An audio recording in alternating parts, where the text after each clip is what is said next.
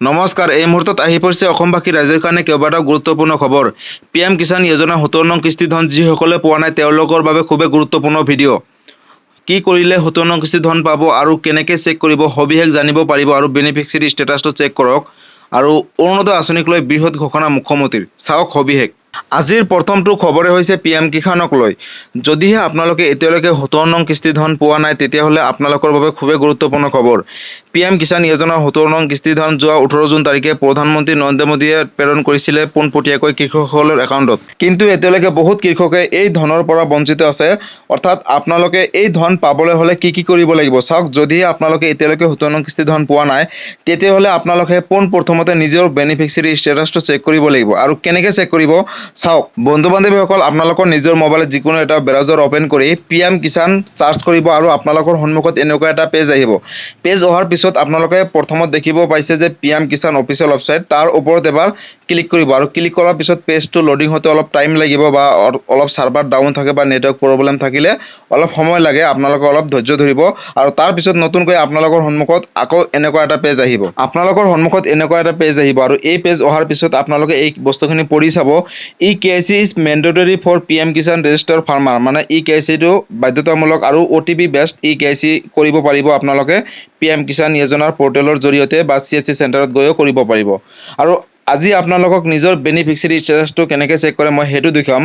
গতিকে তাৰ বাবে আপোনালোকে স্ক্ৰল ডাউন কৰিব লাগিব। অৰ্থাৎ আপোনালোকে এই পেজটো অলপ তললৈ ডাউন কৰক আৰু ডাউন কৰাৰ পিছত আপোনালোকৰ সন্মুখত লাহে লাহে এনেকুৱা এখন পেজ আহিব য'ত নেকি আপোনালোকে চাব পাৰিব বহুত কেইটা অপশ্যন। তাৰ মাজতে লিখা আছে যে ন' ইয়ৰ ষ্টেটাছ, তাৰমানে নিউ লিখা আছে ছাইডত, তাৰমানে নতুনকৈ আহিছে ষ্টেটাছটোত। যদি আপোনালোকৰ এই ষ্টেটাছটো চোৱাৰ পিছত যদি কিবা ভুল আছে শুদ্ধ কৰে তেতিয়া আপোনালোকে 17 নং কিস্তি ধন লাভ কৰিব পাৰিব।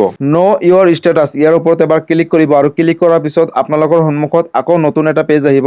আৰু কেতিয়াবা অলপ নেটৱৰ্ক প্ৰব্লেম বা চাৰ্ভাৰ প্ৰব্লেম হ'লে কেতিয়াবা অলপ লেট হয়, অলপ ধৈৰ্য ধৰিব। আৰু চাওক, নতুনকৈ আপোনালোকৰ সন্মুখত এনেকুৱা এটা পেজ আহিলে। ইয়াত লিখা আছে ন' ইয়ৰ ষ্টেটাছ PM কিষাণ আৰু তললৈ স্ক্ৰল ডাউন কৰিব। স্ক্ৰল ডাউন কৰাৰ পিছত আপোনালোকৰ সন্মুখত ইয়াত লিখা আহিব ইণ্টাৰ ৰেজিষ্ট্ৰেশ্যন নং। অৰ্থাৎ আপোনালোকে PM কিষাণ এপ্লাই কৰাৰ সময়ত যোনটো ৰেজিষ্ট্ৰেশ্যন নাম্বাৰ আছে সেই ৰেজিষ্ট্ৰেশ্যন নাম্বাৰটো ইয়াত দিব লাগিব আৰু ছাইডত কেপচা কোড, অৰ্থাৎ এই কেপচা কোডটো লিখিব লাগিব। আৰু লিখাৰ পিছত আপোনালোকে গেট OTPৰ ওপৰত এবাৰ ক্লিক কৰিব লাগিব। আৰু ক্লিক কৰাৰ লগালগ আপোনালোকৰ যোনটো PM কিষাণ যোজনাৰ এপ্লাই কৰাৰ সময়ত নিজৰ মোবাইল নম্বৰ দিছিলে সেই মোবাইল নম্বৰত কিন্তু এটা মেছেজ বা OTP যাব। সেই OTPৰ সহায়ত আপোনালোকে নিজৰ বেনিফিচিয়াৰী ষ্টেটাছটো চেক কৰিব পাৰিব। আপোনালোকৰ মোবাইলত যেতিয়া এটা OTP যাব আৰু সেই OTPটো আপোনালোকে এণ্টাৰ কৰিব লাগিব। আৰু ইয়াত এণ্টাৰ কৰাৰ পিছতে আপোনালোকে গেট ডাটাৰ ওপৰত ক্লিক কৰিব আৰু গেট ডাটাৰ ওপৰত ক্লিক কৰাৰ লগালগ আপোনালোকৰ প্ৰফাইলটো আপোনালোকৰ সন্মুখত আহি যাব। আৰু আপোনালোকৰ সন্মুখত পাৰ্চনেল ইনফৰমেশ্যনটো এনেকুৱা ধৰণে আহিব। প্ৰথমত লিখা থাকিব registration number, date of birth, name of farmer, father's name, address, mobile নং, এইকেইটা লিখা থাকিব। আৰু তললৈ এবাৰ স্ক্ৰল ডাউন কৰিব আৰু তললৈ স্ক্ৰল ডাউন কৰাৰ পিছত আপোনালোকৰ সন্মুখত লিখা আহিব ইলিজিবিলিটি ষ্টেটাছ।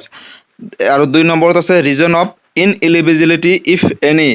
আৰু 3 নম্বৰত আছে লেটেষ্ট ইনষ্টলমেণ্ট ডিটেইলছ। অৰ্থাৎ ইয়াৰ ওপৰত এবাৰকৈ ক্লিক কৰিব লাগিব। আৰু তাৰ তলতে লিখা আছে F2O প্ৰচেছ। যদি আপোনালোকৰ F2O প্ৰচেছ ইয়েছৰ জেগাত ন হৈ আছে তেতিয়াহ'লে গম পাব ফাউণ্ড ট্ৰেন্সফাৰ অৰ্ডাৰ, অৰ্থাৎ আপোনালোকৰ কৃষি মন্ত্ৰালয়ৰ পৰা, অৰ্থাৎ এগ্ৰিকালচাৰ অফিচৰ পৰা আপোনালোকৰ কিবা কাৰণত 17 নং কিস্তিৰ ধনটো ৰখাই দিয়া হৈছে। আৰু আপোনালোকে এগ্ৰিকালচাৰ অফিচত গৈ ৰেজিষ্ট্ৰেশ্যন নাম্বাৰ সৈতে কিহৰ কাৰণে ৰখাই থোৱা হৈছে তেওঁলোকে কৈ দিব আৰু আপোনালোকে এগ্ৰিকালচাৰ অফিচত গৈ যোগাযোগ কৰিব।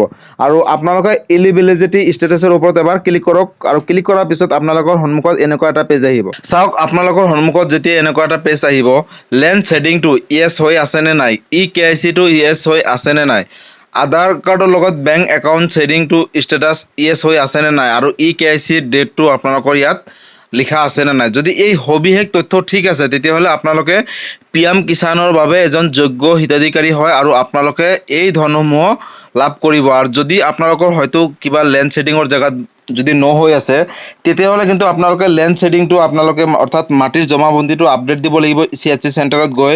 যদি আপোনালোকৰ EKYC ষ্টেটাছটো ন হৈ আছে তেতিয়াহ'লে আপোনালোকে EKYCটো আপডেট দিব লাগিব, এইটো CSC চেণ্টাৰত গৈয়ে দিব লাগিব।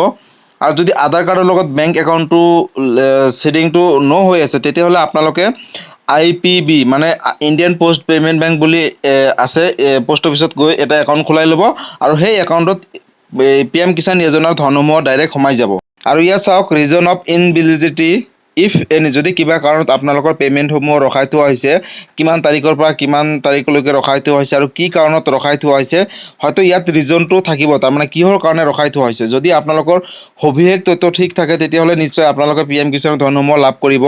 আৰু যদি কিবা খেলি মেলি হৈ আছে তেতিয়াহ'লে কিন্তু PM কিষাণ যোজনাৰ ধনৰ পৰা বঞ্চিত থাকিব। আৰু যিটো কাৰণে বঞ্চিত থাকিব সেই প্ৰব্লেমটো আপোনালোকে যিখিনি CHC চেণ্টাৰত গৈ কৰিবলগীয়া কামখিনি কৰিব, আৰু যদি নোৱাৰে তেতিয়াহ'লে আপোনালোকে এগ্ৰিকালচাৰ অফিচত গৈ নিজৰ অসুবিধাসমূহ অৱগত কৰিব আৰু নিজৰ PM কিষাণ যোজনাৰ বাবে এজন যোগ্য হিতাধিকাৰী হৈ উঠিব আৰু 18 নং কিস্তি ধনৰ লগত 2000 প্লাছ 2000 4000 টকাকৈ লাভ কৰিব পাৰিব। আৰু ইয়াত চাওক লেটেষ্ট ইনষ্টলমেণ্ট ডিটেইলছ, অৰ্থাৎ যিসকলে 17 নং কিস্তি ধন পাইছে বা পোৱা নাই তেওঁলোকে 17 নং কিস্তি ধনৰ ওপৰত যদি এবাৰ ক্লিক কৰে আপোনালোকৰ সন্মুখত FTO প্ৰচেছ প্ৰথমত লিখা আহিব। আপোনালোকে যদি ইয়েছ হৈ আছে তো ঠিকেই আছে, আৰু যদি ন হৈ থাকে তেতিয়াহ'লে ফাউণ্ড ট্ৰান্সফাৰ অৰ্ডাৰ এইটো আপোনালোকে এগ্ৰিকালচাৰ অফিচত গৈ ঠিক কৰিব লাগিব। আৰু পে'মেণ্ট ষ্টেটাছ 17 ইনষ্টলমেণ্ট পে'মেণ্ট ডান, অৰ্থাৎ 17 নং কিস্তিৰ ধন প্ৰধানমন্ত্ৰী নৰেন্দ্ৰ মোদীয়ে যেতিয়াই দিছিলে আৰু তেতিয়াই লগালগ এই কৃষকজনে লাভ কৰিছিলে। আৰু যদি আপোনালোকৰ ক্ষেত্ৰত লিখা আছে 17 ইনষ্টলমেণ্ট পে'মেণ্ট নট ডান বা নট ৰিচিভ, তেতিয়াহ'লে গম পাব আপোনালোকৰ কিবা এটা খেলি মেলি হৈ আছে। আৰু ইয়াত চাওক কোনটো বেংকত সোমাইছে, ইণ্ডিয়ান পোষ্ট পে'মেণ্ট বেংক, আৰু 18 তাৰিখ 6 মাহ 2024 তাৰিখে 17 নং কিস্তি ধন লাভ কৰিছিলে। বন্ধু বান্ধৱীসকল, আজি আপোনালোকক এইটো ভিডিঅ'ৰ মাধ্যমত দেখুৱাই দিলোঁ কেনেকৈ নিজৰ বেনিফিচিয়াৰী ষ্টেটাছটো চেক কৰে আৰু কিহৰ কাৰণে আপোনালোকে 17 নং কিস্তি ধনৰ পৰা বঞ্চিত আছিলে, সবিশেষ এইটো ভিডিঅ'ৰ মাধ্যমত আপোনালোকে জানিব পাৰিলে। আৰু যদি এতিয়ালৈকে আপোনালোকে PM কিষাণক লৈ কিবা সুধিবলগীয়া আছে মোক কমেণ্ট কৰিব, নিশ্চয় ৰিপ্লাই দিম। আৰু PM কিষাণৰ যিকোনো ধৰণৰ আপডেট অহাৰ লগালগ এইটো চেনেলত আপডেট হ'ব, গতিকে আপোনালোকে চেনেলটো ছাবস্ক্ৰাইব কৰিব আৰু সকলোৰে মাজতে শ্বেয়াৰ কৰক। আৰু আজিৰ পৰৱৰ্তী খবৰটো হৈছে অৰুণোদয় আঁচনিক লৈ। কোনে কোনে লাভ কৰিব অৰুণোদয় আঁচনিৰ সুবিধা? অৰুণোদয় আঁচনিক লৈ মুখ্যমন্ত্ৰী ডক্টৰ হিমন্ত বিশ্ব শৰ্মা বৃহৎ ঘোষণা। লোকসভা নিৰ্বাচনৰ পিছতে ৰাজ্য চৰকাৰৰ গুৰুত্বপূৰ্ণ কেবিনেট বৈঠক। মুখ্যমন্ত্ৰীৰ নেতৃত্বত কেবিনেটত বৈঠকত অৰুণোদয় আঁচনিক লৈ ডাঙৰ সিদ্ধান্ত গ্ৰহণ কৰিলে ৰাজ্য চৰকাৰে। লোকসভা নিৰ্বাচনৰ পিছতে ৰাজ্য চৰকাৰৰ গুৰুত্বপূৰ্ণ কেবিনেট বৈঠক। মুখ্যমন্ত্ৰীৰ নেতৃত্বত কেবিনেট বৈঠকত অৰুণোদয় আঁচনিক লৈ ডাঙৰ সিদ্ধান্ত গ্ৰহণ কৰিলে ৰাজ্য চৰকাৰে। মুখ্যমন্ত্ৰীয়ে কয় যে অৰুণোদয় আঁচনি আমি সৰ্বাধিক পৰ্যায়ত দিয়াৰ বাবে চেষ্টা কৰিছোঁ। তাৰ বাবে কিমান মানুহ এই আঁচনিত আনিব লাগিব, কিমান টকা ব্যয় কৰিব লাগিব, এই সকলো দিশ চোৱা চিতাৰ বাবে বিত্তমন্ত্ৰী অজন্তা নেওগ, মন্ত্ৰী ডক্টৰ ৰণোজ পেগু, মন্ত্ৰী বিমল বৰা, মন্ত্ৰী কেশৱ মহন্ত, ৰঞ্জিত দাসৰ নেতৃত্বত এখন কেবিনেট উপ সমিতি গঠন কৰা হৈছে।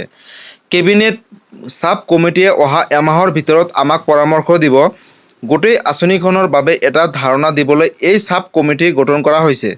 উল্লেখযোগ্য যে ৰাজ্য চৰকাৰে ৰাজ্যৰ লাখ লাখ মহিলাক অৰুণোদয় আঁচনিৰ সুবিধা প্ৰদান কৰিছে। ৰাজ্য চৰকাৰে প্ৰতি মাহে মহিলাসকলক 1250 টকাকৈ প্ৰদান কৰি আহিছে। আনহাতে লোকসভা নিৰ্বাচনৰ প্ৰচাৰৰ সময়ত মুখ্যমন্ত্ৰী ৰেচন কাৰ্ড থকা প্ৰত্যেকটো পৰিয়ালকে অৰুণোদয় আঁচনিৰ সুবিধা প্ৰদান কৰিব বুলিও ঘোষণা কৰিছিলে। অৰ্থাৎ যাৰ যাৰ ঘৰত ৰেচন কাৰ্ড আছে তেওঁলোকক এটাকৈ অৰুণোদয় আঁচনি দিব বুলি মুখ্যমন্ত্ৰীয়ে মন্তব্য কৰিছে। আৰু যদি আপোনালোকৰ ঘৰত ৰেচন কাৰ্ড আছে তেতিয়াহ'লে আপোনালোকে অৰুণোদয় আঁচনিৰ বাবে আবেদন কৰিব পাৰিব। এতিয়ালৈকে আবেদনৰ কামসমূহ আৰম্ভ হোৱা নাই, অতি শীঘ্ৰেই আৰম্ভ হ'ব।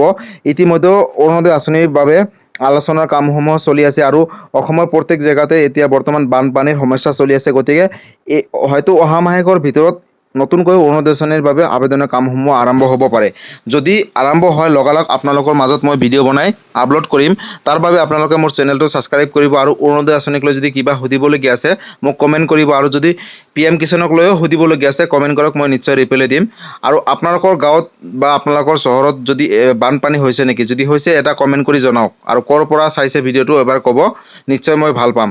আৰু বন্ধু বান্ধৱীসকল, আপোনালোকে ভিডিঅ'টো পাৰিলে সকলোৰে মাজত শ্বেয়াৰ কৰক, কাৰণ সকলোৱে জনাটো উচিত এই নতুন আপডেট। আৰু যদি ভিডিঅ'টো চাই ভাল পালে চেনেলটো ছাবস্ক্ৰাইব কৰিব, লাইক কৰিব, শ্বেয়াৰ কৰিব, কমেণ্ট কৰিব। ধন্যবাদ। জয় আই অসম।